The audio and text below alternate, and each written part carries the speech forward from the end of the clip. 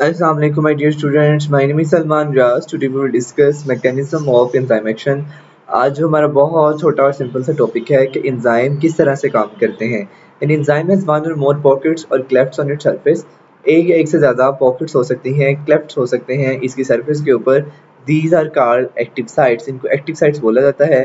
The active sites are directly involved in catalysis. जो active sites होती हैं किसी भी रिएक्शन को स्पीड अप करने में डायरेक्टली इन्वॉल्व होती हैं. बिकॉज जो एक्टिव साइट्स हैं यही बाइंडिंग साइट्स हैं.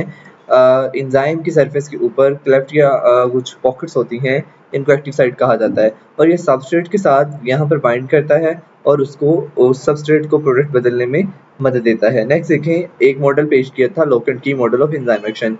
This model was proposed by German chemist of Emil Fischer 1894 के एमएल फिशर ने ये मॉडल पेश किया. अकॉर्डिंग टू इट, इसके मुताबिक the active site of enzyme has a fixed structure. Active site जो है एंजाइम की उसका जो है फिक्स स्ट्रक्चर होता है, उसको आप चेंज नहीं कर सकते. रिजिडिटी स्ट्रक्चर है. The substrate molecule fits precisely into it form an enzyme substrate complex. जो सबस्ट्रेट मॉलिक्यूल होता है वो प्रिसाइजली उसमें फिट हो जाता है.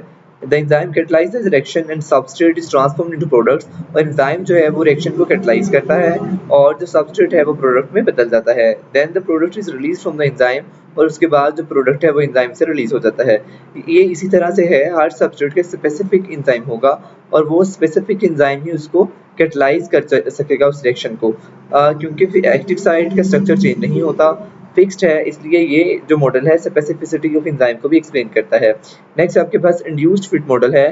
This model was proposed bye American biologist Daniel Kushner ने इसको पेश किया इन 1958 के अंदर. अकॉर्डिंग टू दिस मॉडल, इस मॉडल के according the active site of enzyme is not rigid. जो एक्टिव साइट है वो रिजिड नहीं है बल्कि फ्लेक्सिबल है. When substrate interacts with the enzyme, जैसे ही सबस्ट्रेट एंजाइम के साथ आकर इंटरेक्ट करेगा, it's active site is reshaped. और उस एक्टिव साइट उसकी शेप चेंज होगी टू परफॉर्म इट्स फंक्शन, अपने काम को करने के लिए. नेक्स्ट अगर देखोगे एक बहुत ही अच्छी डायग्राम है. अब इसमें देखो ये एंजाइम है, ऊपर है लोकेंट की मॉडल, ये लोकेंट की हाइपोथेसिस बोलते हैं. एंजाइम है, यहाँ इसकी एक्टिव साइट है, ये सबस्ट्रेट है. देखें जैसा एंजाइम था उसकी जो शेप है वैसी की वैसे ही रही और सबस्ट्रेट उस पे आकर अटैच हुआ. उसके बाद एंजाइम कैटलाइसिस हुई, रिएक्शन हुआ और वो इन सबस्ट्रेट जो है प्रोडक्ट में बदला और लास्ट में प्रोडक्ट रिलीज हो गए. उसके बाद इंड्यूस्ड फिट हाइपोथेसिस या मॉडल है. इसमें देखो एंजाइम की एक्टिव साइट की शेप ये थी, वो शेप चेंज हो गई, कन्फर्मेशनल चेंजेस आ गए एंजाइम के स्ट्रक्चर में. जैसा सबस्ट्रेट था उसके अकॉर्डिंग एक्टिव साइट चेंज हो गई. बाकी सारा उसी तरह से एंजाइम सबस्ट्रेट कॉम्प्लेक्स बना, प्रोडक्ट बने और लास्ट में प्रोडक्ट रिलीज हो गए.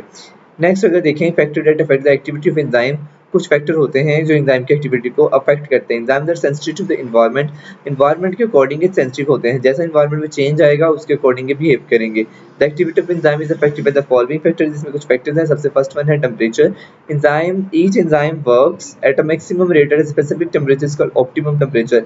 हर एंजाइम एक स्पेसिफिक टेंपरेचर के ऊपर अच्छा काम करता है, मैक्सिमम रेट होता है उसके काम करने का, मैक्सिमम वो किसी रिएक्शन को कैटलाइज कर रहा होता है स्पीड पे, उस टेम्परेचर को बोलते हैं optimum temperature. The optimum temperature for most of the human enzyme is 37 degree Celsius.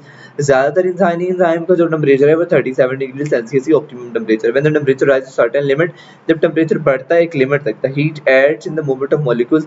Molecules की काइनेटिक एनर्जी बढ़ जाती है, उनकी मूवमेंट बढ़ जाती है. The rate of enzyme action increase. इस तरह से एंजाइम एक्शन का रेट जो है इंक्रीज होता है. But when temperature is raised above well above the optimum temperature, heat breaks the enzyme molecule. अगर टेम्परेचर ऑप्टिमम टेम्परेचर से भी बढ़ जाए तो हीट क्या करेगी, एंजाइम मॉलिक्यूल्स के बॉन्ड्स को भी तोड़ देगी. मतलब जो एंजाइम का ग्लोबुलर स्ट्रक्चर है वो क्या हो जाएगा, वो लॉस्ट हो जाएगा, एंजाइम ही टूट जाएगा. This is called denaturation of enzyme. इसको बोलते हैं एंजाइम का टूट जाना या उसकी डीनेचुरेशन हो जाना. It results in a rapid decrease in rate of reaction. देखो जब एंजाइम ही खत्म होना शुरू हो जाएंगे तो उनका जो एक्शन है, रेट है, वो भी रिएक्शन का कम होना शुरू हो जाएगा. ये आपके पास ग्राफ है, ग्राफ में देखिएगा जरा. एक अब सर्टेन हद तक तो देखिए जैसे टेम्परेचर बढ़ रहा है तो आपका रेट ऑफ रिएक्शन भी बढ़ रहा है, पर लेकिन एक टेम्परेचर के बाद, इसको ऑप्टिमम टेम्परेचर कहते हैं, इसके बाद अगर आप फर्दर उसको हीट करेंगे तो टेम्परेचर अगर आप बढ़ाएंगे भी तो एक्टिविटी जो है वो टेम्परेचर बढ़ाने से कम होना शुरू हो जाएगी क्योंकि उसमें डीनेचुरेशन ऑफ एंजाइम आ जाएगा. उसके बाद pH. Enzyme that sensitive to hydrogen ion concentration of the fluid in which they work. जो हाइड्रोजन आयन की कंसंट्रेशन है वो भी एंजाइम को अफेक्ट करती है. Show maximum activity at specific pH. These are called optimum pH. एक specific pH के ऊपर एंजाइम मैक्सिमम एक्टिविटी परफॉर्म करता है, उसको क्या कहेंगे, ऑप्टिमम पीएच कहेंगे. Change in pH can affect the ionization of the amino acid at the active site of enzyme. Amino acid की आयनाइजेशन को पीएच अफेक्ट करता है एक्टिव साइट के ऊपर. It slows down enzyme activity और blocks it completely. ये active site जो है, एक्टिव साइट पे अगर अमाइनो एसिड की आयनाइजेशन होनी है, ये क्या करेगी, एंजाइम की एक्टिविटी को स्लो डाउन कर देगी, उसको कंप्लीटली ब्लॉक कर देगी. डिफरेंट एंजाइम है डिफरेंट ऑप्टिमम पीएच. हर एंजाइम की एक स्पेसिफिक ऑप्टिमम पीएच वैल्यू होती है.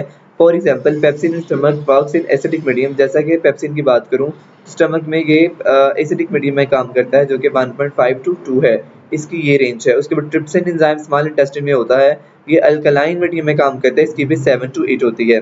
नेक्स्ट देखें, इसका ये ग्राफ है आपके पास. जो पेप्सिन पीएच है वो 1.5 से 2 तक ऑप्टिमम पीएच रखता है, जबकि ट्रिप्सिन की जो ऑप्टिमम पीएच है वो 7.8 दी हुई है. ये आप ग्राफ आपको नजर आ रहा होगा. नेक्स्ट अगर बात करूँ substrate concentration, increase in substrate concentration increase the rate of reaction. अगर सब्सट्रेट बढ़ाएंगे तो रेट ऑफ रिएक्शन भी बढ़ जाएगा. At high substrate concentration all active sites of the enzyme are occupied. लेकिन इन सर्टेन लेवल तक, अगर उसके बाद आप सब्सट्रेट बढ़ाएंगे भी तो एक्टिविटी नहीं इंक्रीज होगी. क्यों क्यों नहीं होगी? क्योंकि तमाम की तमाम जो एक्टिव साइट होंगी एंजाइम की, वो ऑक्यूपाई कर लेगा.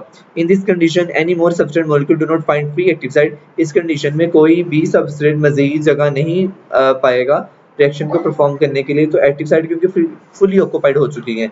This state is called saturation of enzyme. ये जो सैचुरेशन ऑफ एक्टिव साइट्स, इस स्टेट को बोलते हैं saturation of active sites. Reaction does not increase. और इस स्टेट में रिएक्शन मजीद इंक्रीज नहीं होता. ये आपके पास रिएक्शन है, जैसे जैसे आपने बढ़ाई कंसंट्रेशन तो रिएक्शन बढ़ रहा था, लेकिन जब तमाम एक्टिव साइट ऑक्यूपाइड हो गई तो मजीद सबस्ट्रेट की कंसंट्रेशन बढ़ाने से रिएक्शन नहीं बढ़ा. रिएक्शन की जो स्पीड है, रेट ऑफ रिएक्शन, वो कांस्टेंट हो गया. तो मजीद जब इंक्रीज ना हो तो इसको बोला जाता है saturation of active sites. I hope so you have the clear understanding of this lecture. If you have any question, feel free to make comment in the comment section below. Inshallah, I'll be there to answer for your question. Meet you in the next video. Okay, Allah Hafiz.